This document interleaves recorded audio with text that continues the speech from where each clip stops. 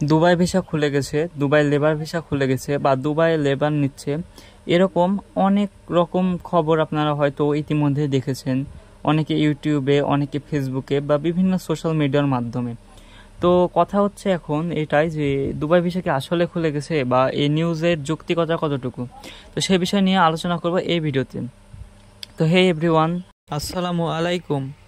সাম্প্রতিক সময়ে বাংলাদেশিদের জন্য যে দুবাই ভিসা নিষেধাজ্ঞা এসেছে, এটি এসেছে মূলত হচ্ছে অনুপ্রবেশকারী বা ভুয়া পাসপোর্ট, ভুয়া ভিসা দ্বারা যারা প্রবেশ করেছে বা যারা দালালের মাধ্যমে বিভিন্ন কৌশলে প্রবেশ করেছে, সেসব অবৈধ প্রবাসীকে চিহ্নিত করার জন্য দুবাই সরকার বাংলাদেশিদের জন্য দুবাই ভিসাটি বন্ধ রেখেছিল।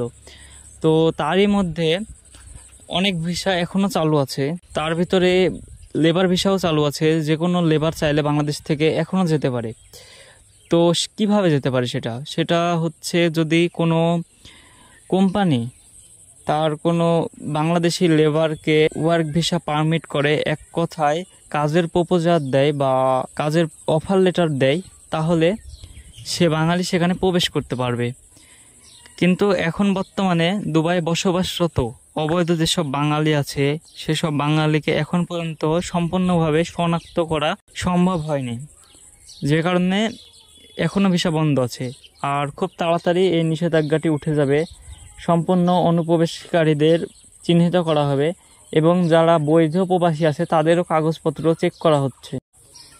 আর কেউ যদি তার ভিডিওর মাঝে ভিউ পাওয়ার জন্য বলে থাকে যে দুবাই ভিসা খুলে গেছে, দুবাই লেবার ভিসা খুলে গেছে, এখনই অ্যাপ্লাই করুন, তো এগুলো হচ্ছে সম্পূর্ণ মিথ্যে। এখন শুধুমাত্র কয়েকটা উপায়ে প্রবাসীরা দুবাই যেতে পারে।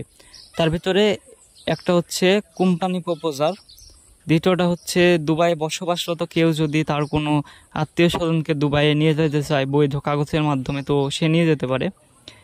তাছাড়া এমনিতে নর্মালি যেভাবে আগে যাওয়া যেত সেভাবে এখন পর্যন্ত কার্যকলাপ শুরু হয়নি। কিন্তু বাংলাদেশের সরকার এবং দুবাইয়ের সরকার, দুই সরকারের চুক্তিতে খুব শীঘ্রই দুবাইয়ের ভিসা স্বাভাবিক হওয়ার আশা করা যাচ্ছে। এটা হয়তো কয়েক মাসের ভিতরে শুরু হয়ে যাবে।